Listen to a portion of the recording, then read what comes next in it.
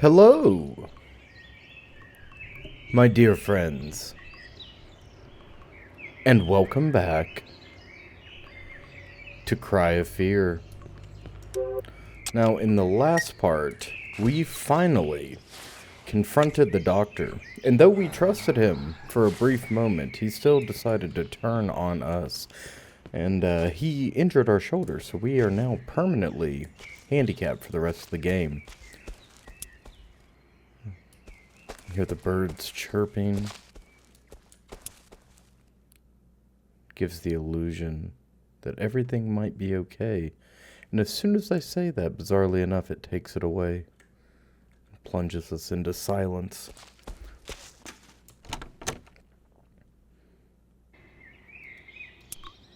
Nothing bad ever happened in a cabin in the woods, right? Revolver rounds. Interesting. I do not remember the revolver. Cry of Fear has several unique weapons that it gives to you there at the end. Sneak through this hole in the fence. Which are extremely powerful, but they don't get enough screen time. I suppose we'll just continue on. Yeah, hey, look at this. Oh, wow.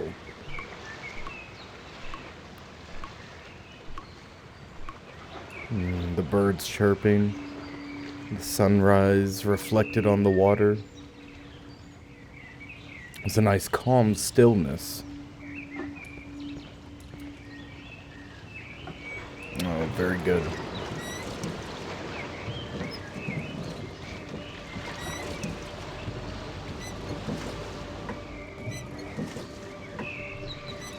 We have almost made it. We have almost made it.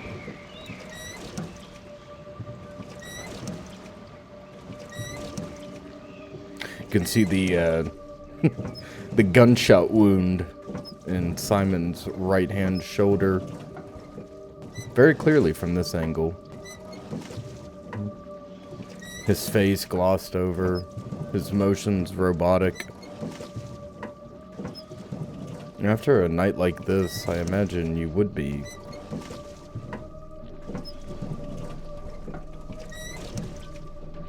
For Simon, I doubt being able to meaningfully show emotion is going to be extremely difficult for him moving forward.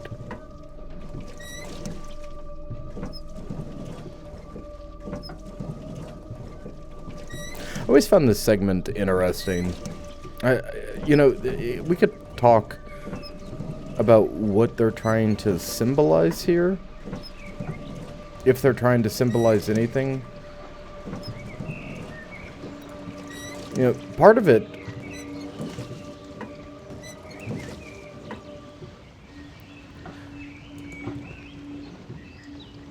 Part of it is like...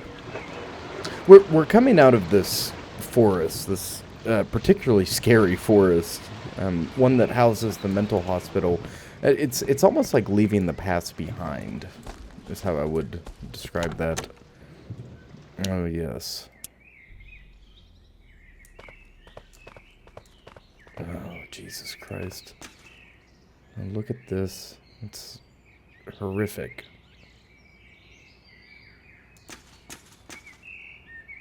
Oh, God, okay. Very good, very good. We're gonna have to save here.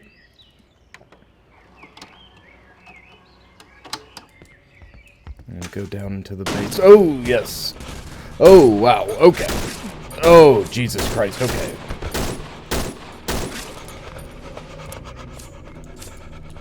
Holy hell, there's so many of them. Okay, we're gonna have to do a little bit of running. Gonna have to do a little bit of running. It's gonna be okay. They're so close to us. That's okay. That's okay. You can just jump on down. Unfortunately for us, we can't reload with the flashlight in our hand. So, combat was not an option there. That is one of the major downsides of this. Normally, this is the first time ever that I have picked up the 45. And I am kind of regretting it. I hope it works fine for us. There's a Somo down here. Hell, I'm half tempted to go up and see if we can find more ammo. I think we're going to do that. That might be a wee bit unwise, but it's going to have to work.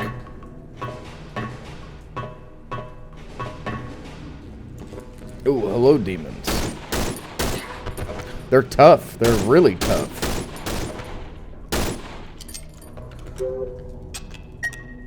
Surprisingly tough for what they are, especially getting hit with a 45. I should have kept the Glock.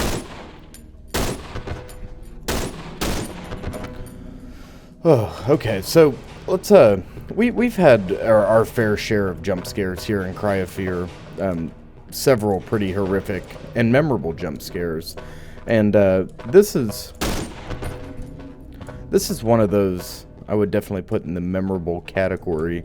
The first time I encountered this many moons ago, I was extremely excited, as you can imagine, extremely excited to have crossed the lake, and I felt like we were moving on to an ending, to a conclusion. But in fact, the game takes that from you, right? So it shows you here that the floor is weak, and, you know, walking over it, you're very cautious, you're tiptoeing around, and you're like, oh, they're not going to do it. And then they do it anyways, and the basement is full of these yokai-esque characters. Very, very scary. Very scary indeed. I hope 3 rounds is enough to kill a Somo, because we're going down with only 3 rounds. If I have to reload in the dark, I might... Oh, I just had a chill thinking about it. I might shriek.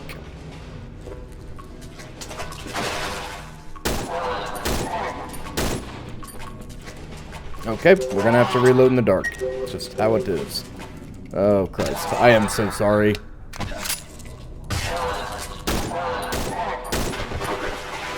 Alright. Well, for future reference, the P345 is pretty cool if you have unlimited ammo, I guess. And you don't have to constantly change between your flashlight and your pistol. Because 8 rounds is cool until you realize how often you have to reload. And how nominal the difference in damage is. Man, hell, we're down to, we're down to the wire here with ammo. And it still takes 5 hits at, well, 30 headshots, but 5 regular hits to kill a Somo. This late in the game, that's it's kind of bad news. Okay, we gotta go down. I don't love the swimming sequences. Okay. Oh, come on, Simon. Oh, come on, Simon. Okie dokie.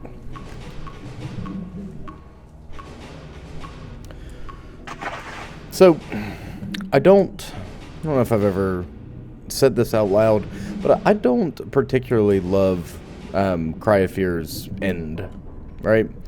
I think there is such a fantastic crescendo of events and terror up until the asylum. Then the asylum's cool and all. I like the psychos. I like getting to confront the doctor. I like the woods, the dark stormy night, house on haunted hill vibe that the ending gives. But everything past that, it just kind of loses the plot for me. I think it's a little disjointed.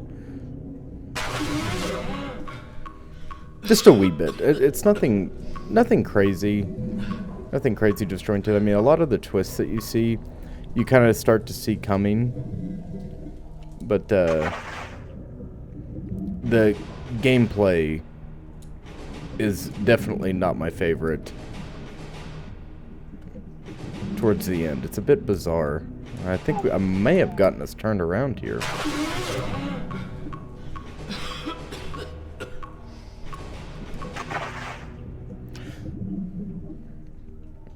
I'd say about 90% of what I'm talking about is this tunnel segment too. It's not my favorite.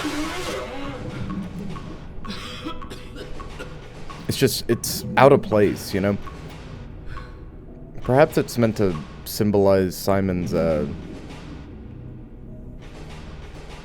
don't know, it's his mental state, his confusion, you know, the twists and turns that he's gone through to get here.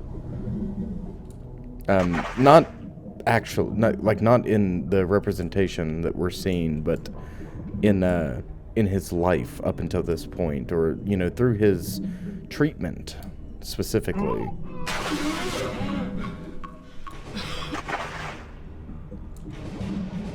Or maybe it's just they didn't have anything else to put here, so they put in a sewer segment.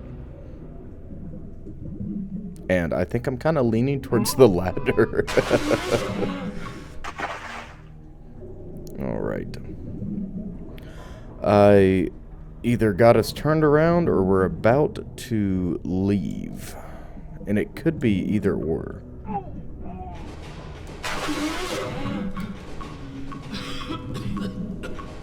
I think I got us turned around, gang.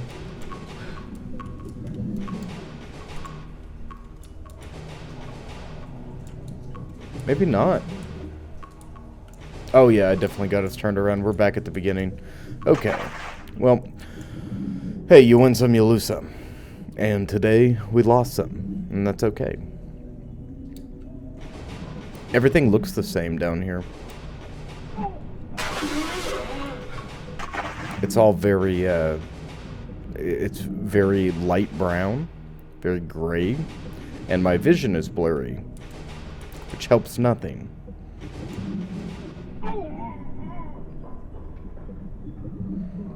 Oh, for Christ's sakes.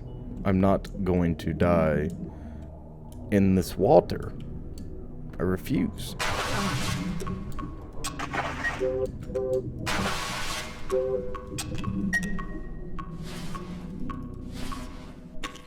Down to our last couple syringes. And then there was one. This has been it's definitely been a roller coaster ride coming back to Cry of Fear.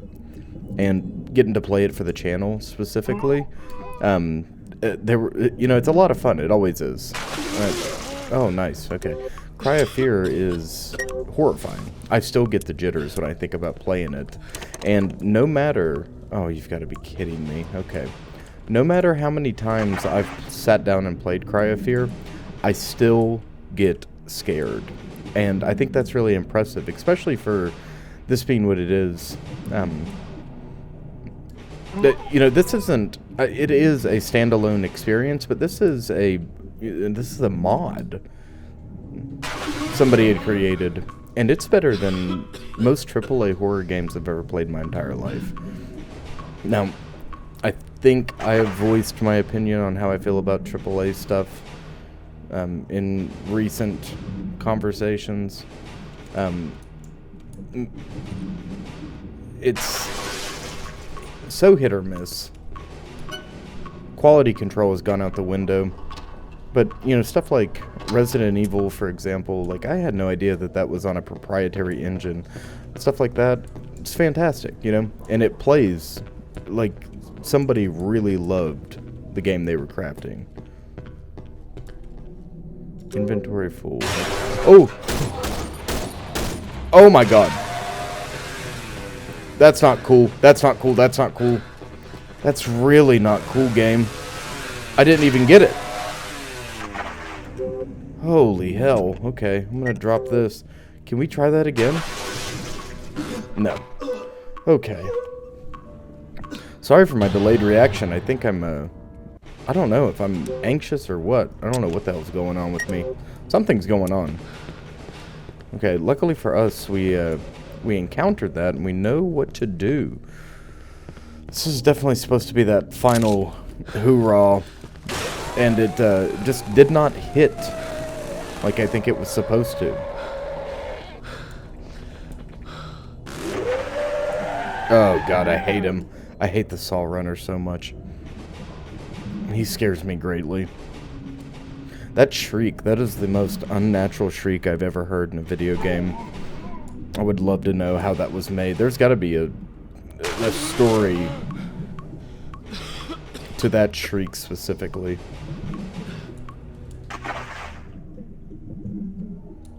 Alright, I think this is the right way. I think. I could be wrong. No, this is the right way for sure. Alright. Thank God. I'm just going to leave that syringe behind. We'll find more moving forward. But I do not want to go back for it. I do wish to get out of these sewers. Here we go. Up the ladder we go.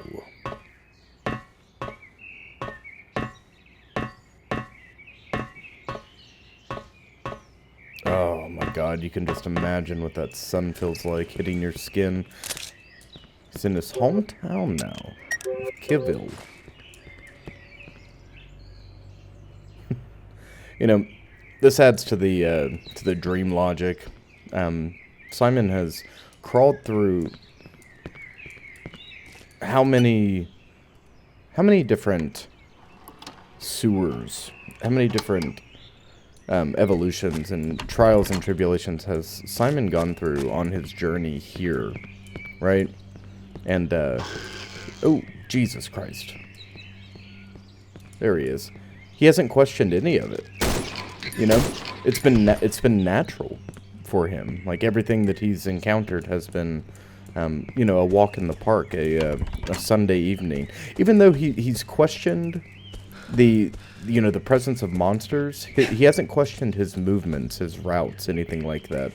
So, I think this is important to mention, because in dreams, we tend to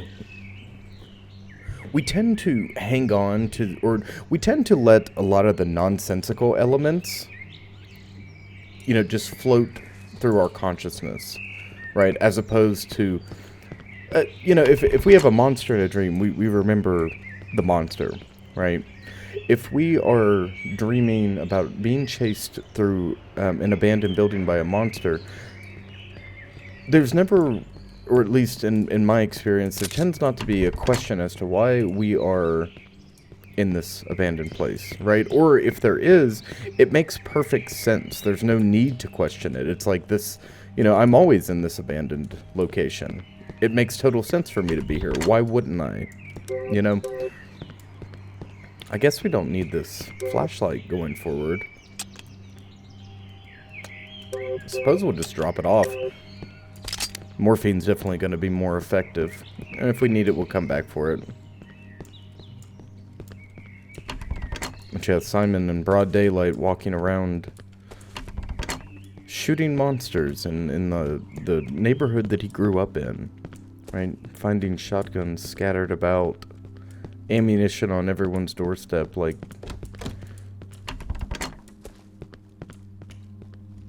nothing had changed.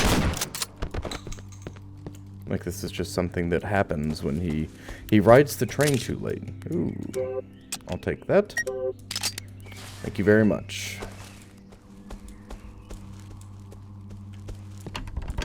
I don't know, I'm no expert on dream logic, but I definitely like to mix it in with some of our content.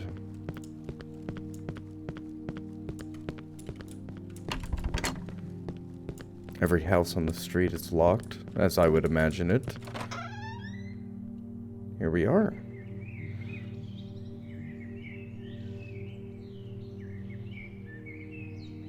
Oh, Jesus Christ. Oh!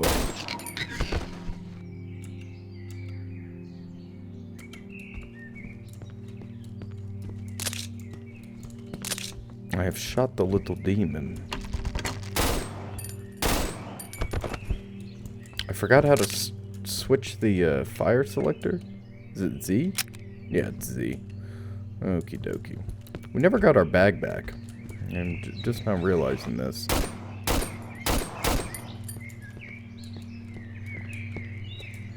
I sure do wish we had our bag back.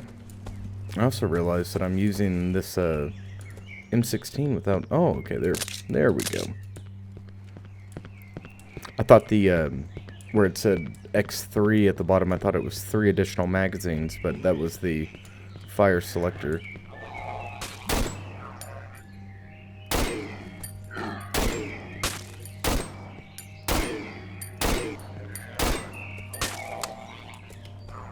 Gotta reload.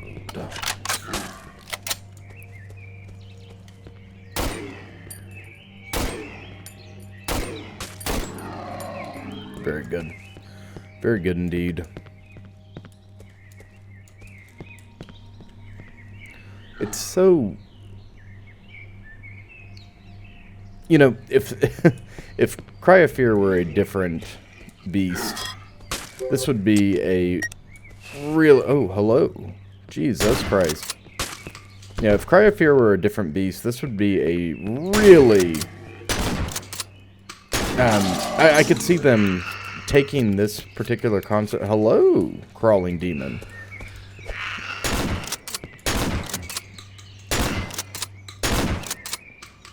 I wonder why he took so many. I could see them... Excuse me. I could see them taking this idea, this concept... You know, Simon coming home to his neighborhood after, you know, fighting monsters all night. And, you know, he's firing on these monsters as he's walking through his neighborhood. And then all of a sudden he snaps back to reality and realizes that he's been gunning down his neighbors. Have there I'm sure there's been plenty of games do that. Is there one that I'm not thinking of that does that? Or has done that? I think it's going to make us pick up this lantern here. I want to try this again. I just want to look and see. Okay.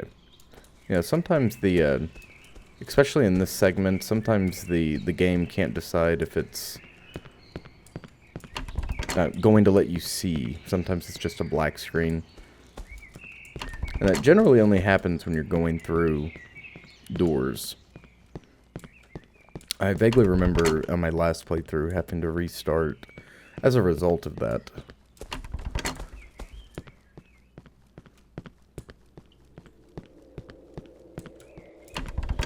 Every door's still locked.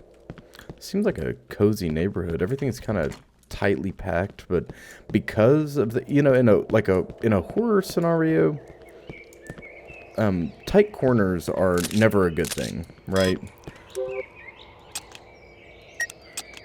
I'm gonna set these to our slots real quick. It's the third time I've tried to use a hotkey and it not work. But you know, you have all these blind corners here, and everything's kind of claustrophobic, and you know, it's anxiety inducing. But from a neighborly perspective, I mean, I think I would dread having neighbors this close. I'm not the, like, I don't know, like, antisocial in a bad way, but I'm definitely a private person. I've talked about that before. Finally home. Oh, there it is. Okay. I hope Mom's okay. I hope so, buddy. But when you look at this neighborhood, the claustrophobia almost adds a comforting factor to it.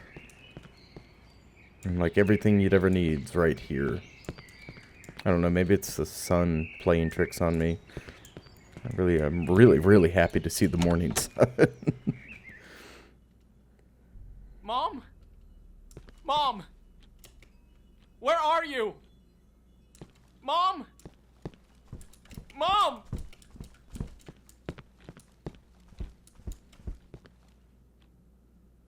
Home's unaffected by whatever the hell's going on outside.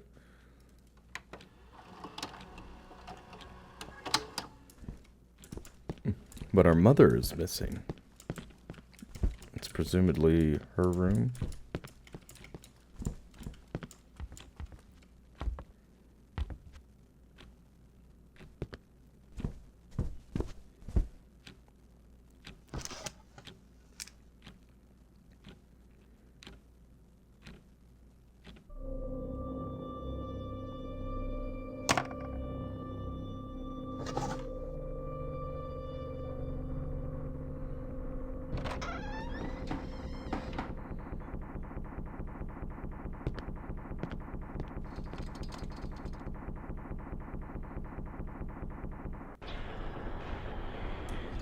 it's time for us to confront ourself. Now, if it wasn't abundantly clear by this point, we are confined to a wheelchair, and this is our ending. This is the ending that we wrote for ourselves. To confront these dark, oppressive, and you know, I say dark a lot, but I mean these violent, angry, suicidal, homicidal thoughts. To confront them and to conquer them. Now that is impressive. And that's what we see Simon doing here. Now, whether it's inside of his mind or not, we almost waged. I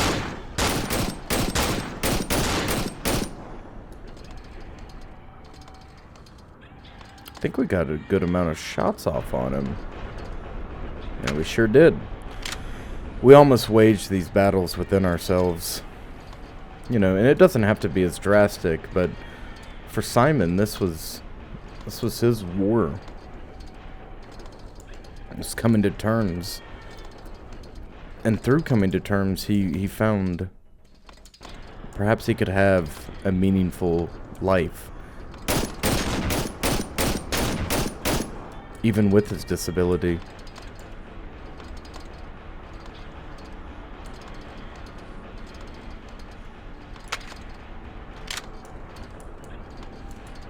Now, it is really easy to get your wheelchair stuck on stuff. The controls are not so great, but that's okay. If that's the worst thing to happen here, that's the worst thing to happen.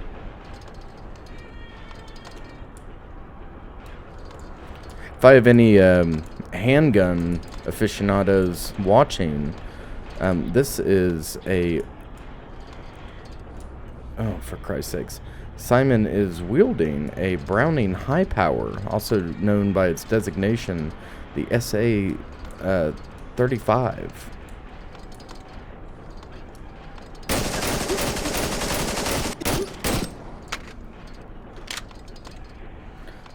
That is not its previous designation, though. That is its replica designation. Oh, for Christ's sakes, we can't turn to save our life.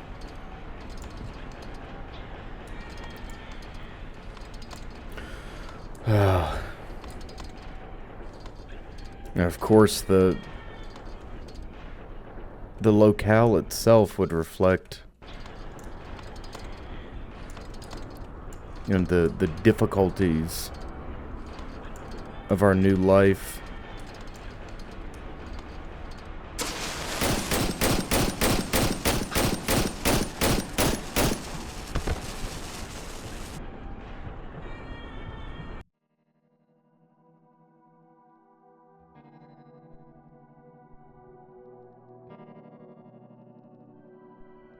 I stopped myself from doing it. From committing suicide. But it didn't only leave me alive. It also left 2 police officers dead. I killed them. Shot them both. This was not supposed to happen. Doctors testified that I was having a psychosis. Which means that my punishment won't be too hard for me to bear. I have to spend the rest of my life in a mental hospital, where nurses and doctors are taking care of me. They let me finish my book, and it has helped me a lot. I wrote a happy ending, just for myself. I feel better now. I am more at peace with myself, even though I'm still stuck in this wheelchair. But I accept that now. I can never forgive myself for shooting those 2 officers, though. But I have so many supportive people around me now, so I think I will be okay. Dr. Purnell is mentoring me and is watching my progress. I am lucky to have him. Sophie visits me every once in a while. When the doctors let her, that is. They still think her visits are too destabilizing for me and that it hinders my progress. I keep on telling her how sorry I am for making her life miserable every time she's here. She just laughs a bit and tells me to stop being so silly. But I can see the damage I've done to her in her eyes every time she looks at me. She found a new friend, one who is there for her and treats her right. I'm happy for her. Though I'll miss the good moments we've had, knowing that they'll never come back. I think this is a good time to close this book. It has changed my life forever. The end.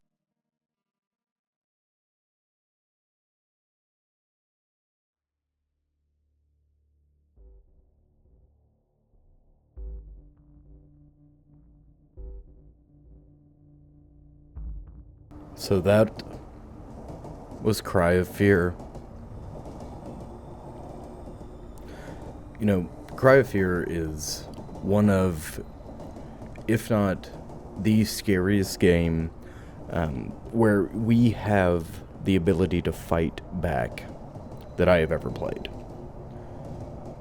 It carries itself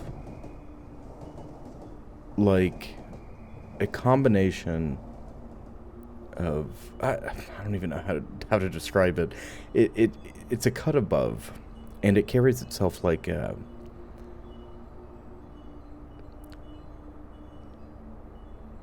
if Resident Evil and Silent Hill were mashed together. It is intense psychological horror, and the first time you play through this, regardless of which ending you get, you know, it definitely leaves you to question. And the ending for me is always bittersweet. It's always kind of difficult to palate, even though we got the most preferable outcome. It's still not a good ending. There is no good ending in Simon's story.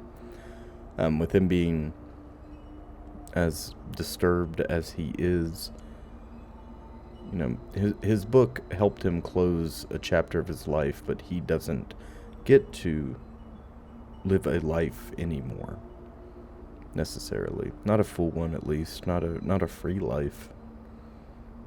And that's, I think that sometimes is a fate worse than death.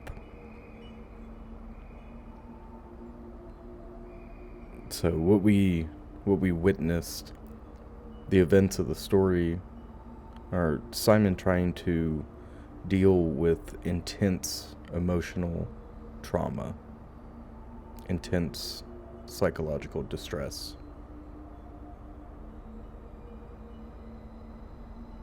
And I suppose in the end it helped him.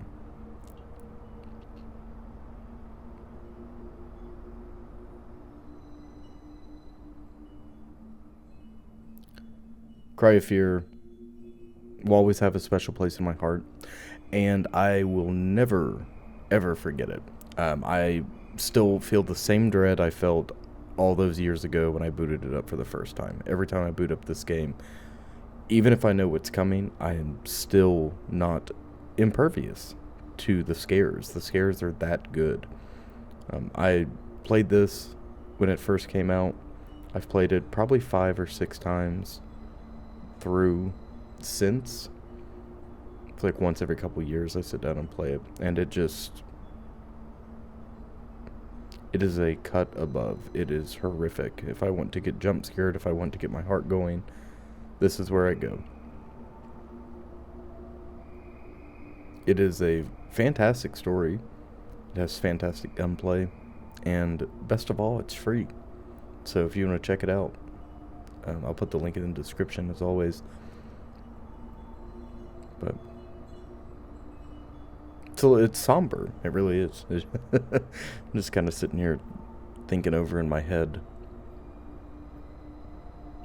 how bittersweet that ending is every single time.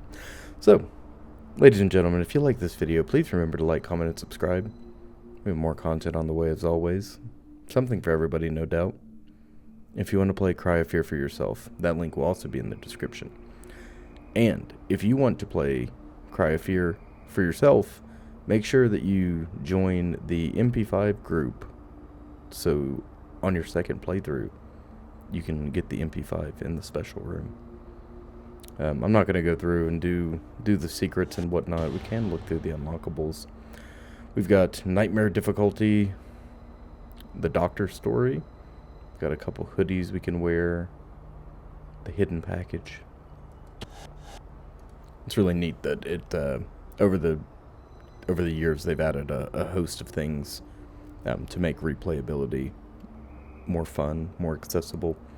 I've never completed Doctor's Mode. Perhaps we'll do that on the channel one day. But for now, it is time for us to put Cry of Fear to bed. So, remember to mind the gap, stalkers. Mind the gap. And have a good one.